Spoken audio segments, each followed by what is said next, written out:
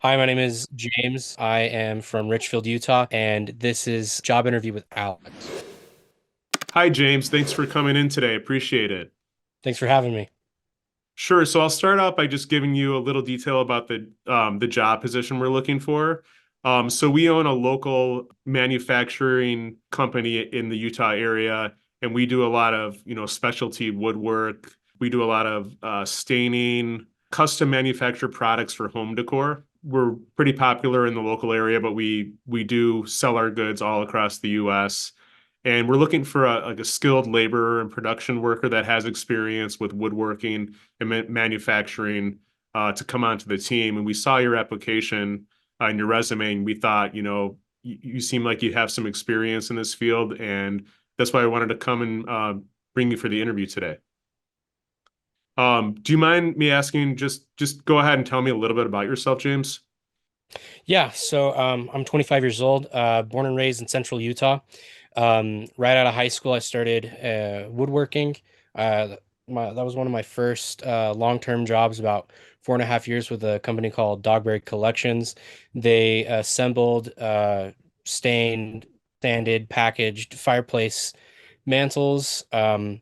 I was a assistant process owner for a couple of years with them, and then eventually I moved on to some other jobs. So in terms of a job that's a similar fit to this one that I'm applying for, I do have experience in that regard. Just a little bit about me, in terms of just like personality wise and things like that. Sure. I am a self-taught filmmaker. Been doing films for over 10 years. That's just kind of a side path. Currently going to school right now to be a social worker. Um, I am very creative, imaginative, very hardworking, very determined, self-motivated. So that's just kind of a general overview about me. Gotcha. Yeah, I noticed on your resume you have a pretty interesting combination of the woodworking and the skilled labor, and then you have the creative side too. So I thought that was kind of unique. Yeah. So you mentioned it looks like your last position here ended in September 2023. Or is that because you're going back to school now and looking for something, a job in the near future, or what are you doing currently? Um, so my last job, that was over in Kansas City, Missouri. That was my wife's father's company. I moved to Missouri and I worked with her dad for a little bit, doing asphalt construction. So I was about paving roads and operating machinery and things like that. And then we decided to move back to Utah. And so that's why I left that job. Currently, right now, I'm just doing DoorDash. It's been hard to find jobs lately, just in my area. Just a lot of things are a little more competitive than it used to be right now for some reason. Sure. So right now I'm just doing DoorDash. It's not the greatest, but it's at least something that's keeping me surviving right now. Okay. Yeah, yeah, that's understandable. It's definitely a little tight, and we've had a lot of applicants for this position. But as far as your technical background, um, it seems like so you've done staining. Have you done painting as well? Do you know how to use a sprayer? Yes, I know how to use a sprayer. At my woodworking job with Dogberry Collections, that was about several years ago now. I was in the sliding barn door department, so I learned how to stain and paint barn doors. So I wouldn't imagine it's too difficult. I do know how to use a sprayer and things like that, and the general cleaning and maintenance that comes with that. Okay. So it's not too unfamiliar with me. So that was similar, like the barn doors, like kind of like an assembly line in a Yeah, yeah, manufacturing setting. Okay. yeah, pretty much, very, very similar production assembly line as far as that. Okay, so I guess that leads me to another question is, you mean you have experience, but obviously we have little nuances with the way we do things. Are you pretty quick learner with the tools and the processes? Um, as far as learning, um, it takes a bit for me to get started, but once I know it, I know it like the back of my hand. So I generally like to take in the information and really let it soak. Um, once I get going, I get going. I'm pretty consistent when I like know what I know. But generally, I like to approach it as if like I've never approached anything before. That's how I like to come to it. I like to come to something fresh. So that way, even if I have preconceived notions of something I have done before, I would like to kind of humble myself and be like, okay, I'm going to approach this as if I've never done it before. So that way, if there's a certain process that a company or a business would ask of me to do a certain way, even if I think a certain way is better, I would like to do company standards unless, there's a clear dialogue of, hey, this certain area is more of a gray area and you can do your own thing. This area is much more black and white. So I kind of like to come to the approach of it like, okay, I'm going to come here kind of clean slate, if you will. And as far as do you mind telling me a time maybe you face a difficulty at work, whether it's with like a, maybe a coworker an issue with, or maybe there was a problem and you had to, say stay later or work, a 60-hour week to get the shipment out. You have any examples of that you can talk about? Yes. So with my past woodworking job, I've also been in the packaging department. So there was one instance I could remember. I believe it was December 2018. It was a Christmas rush order, and we were building floating shelves, and we had a big batch of them that had to get out that night because if they didn't get shipped, they would have gotten shipped way after Christmas. So I remember we had several departments come in and just help us package. And I was an assistant process owner at that time, which is kind of something similar to like an assistant manager, and we coordinated. I made sure that certain people were over in an area prepping like hardware to package. I had other people in another area prepping labels. Um, and I had another people communicating back and forth from the staining booth as far as communicating, hey, this certain batch of shelves are ready. This certain batch will be ready next. That we don't have these shelves yet. We're waiting on those. And so I was able to coordinate around that, and we were able to get those shipped out within that night. A couple of us did stay a little bit later. The ones that had to leave were like the college age students. I wasn't going to school at that time, so I was able to stay a little bit later and help. We were only there for about close to an hour, so it wasn't too bad. But we were able to get that shipment out. And so, as far as being able to collaborate with everybody and having a hands-on approach to that, I think that's what made it really successful, especially during stressful circumstances. And then on top of that, we had a UPS truck kind of waiting on us. Yeah. So it's kind of a ticking time bomb in a sense right there.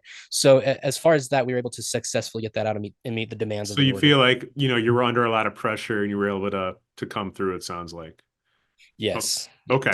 Gotcha. Gotcha. And just a few other skills, we're looking for. How would you say you are in terms of reliability and punctuality?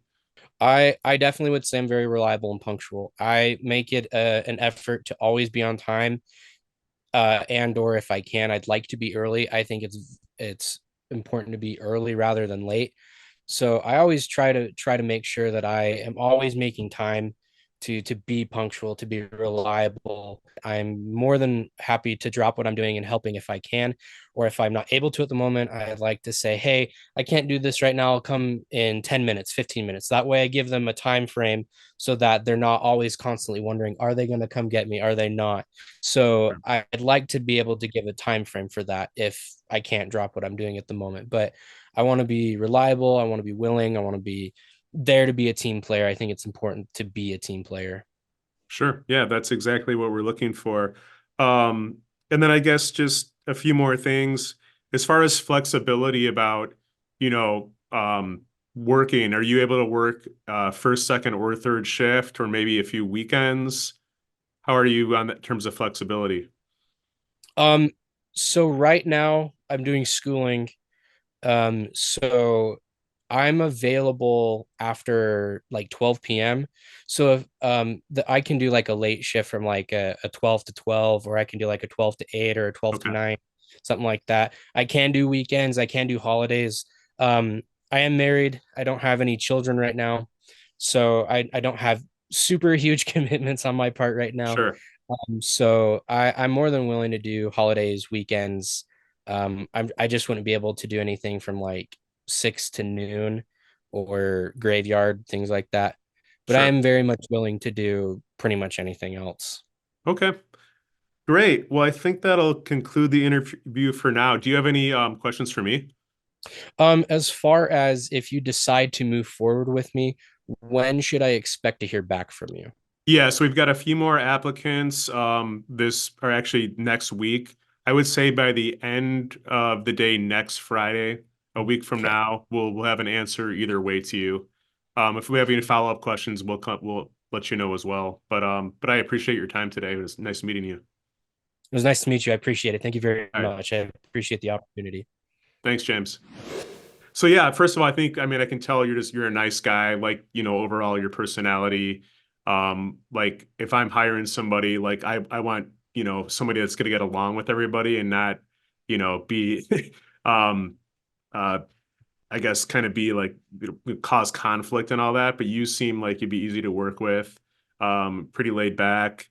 The question about punctuality and reliability is important, especially for a kind of job like this where it's almost like an assembly line, and if one link in the chain is late or fails, the whole thing kind of shuts down.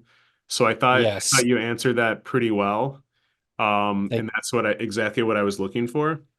And then kind of when I asked you the first question about tell me about yourself, I thought it was pretty good. What I always say is you want to kind of keep it to like a minute long, which yours is about a minute long, your response, but you want to talk about your past, your present, and maybe your future, like Okay. what you envision yourself, Gotcha. and just kind of like make it into a story. And you want to kind of gear it towards this job. So if like, you said, when I was a kid, my dad owned his own, asphalt or wood shopping business. So I grew up in it. So I saw firsthand how hard they work and I was interested in it. And then, as you can see by my resume, I've been working all these jobs and like in the future, I want to have my own business or something like that.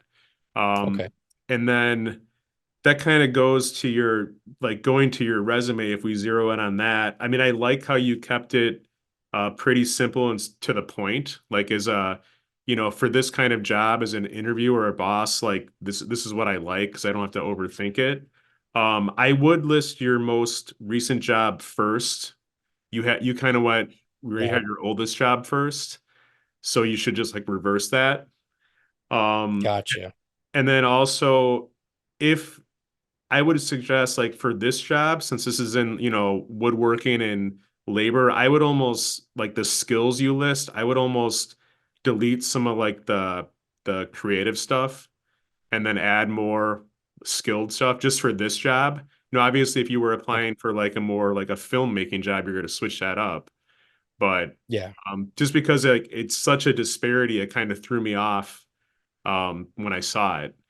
So just kind of tailor the resume a little bit more to the actual job, like, in the future. And Gotcha. then some of the other notes I had, oh, I'd also list like two or three references on the resume, because I like to call at least one of them. And I wouldn't put like your dad or a relative. It should be somebody you worked for in the past. Yes. Um, and the other thing I liked about your resume is it looks like you are a loyal guy. I mean, you had a job for 5 years, a job for 3 years.